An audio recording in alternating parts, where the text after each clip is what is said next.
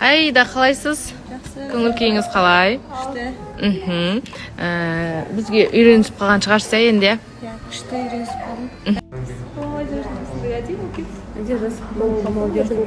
Минус 10 жас. Сол мен айттым, күшті оқып кетіпсің. Айтқансыз деп ады дейсің бе? Деген не? Бақыт деген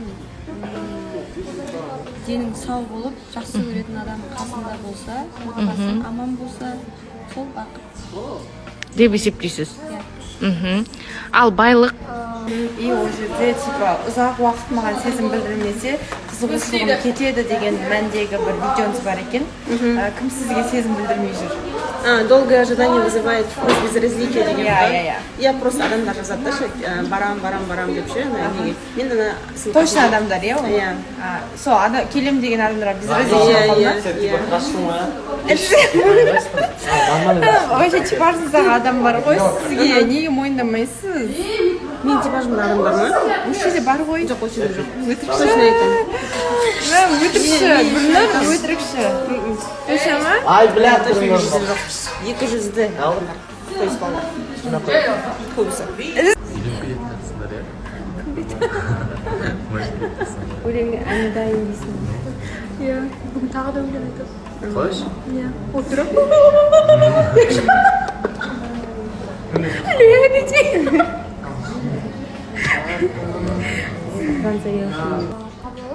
Байлық деген ақша ғой.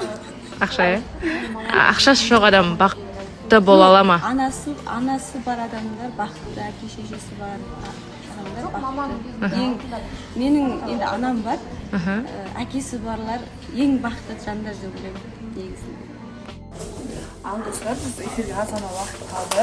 Мен сіздерге жаңа кезеңге айтып өтейін деген едім. Біздің қатысушыларға кейбіреулерде үміткер жоқ, егер де үміткер болғыларыңыз келсе, қалай хабарласамын, қалай жазамын, қайдан номер аламын дегендей бір сұрақтар көп болса, мына жаққа қазір номерін қалдырып кетемін, ссылкасын сол жерге кіріп, WhatsApp-қа жазып, кімге үміткер болып келгіңіз келеді, толық ақпараттың барлығын ала аласыздар. Давайте, достар, сіздерге сәттілік.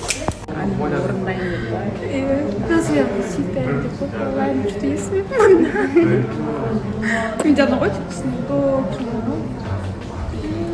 Мальттар келіп негізі өлеңге.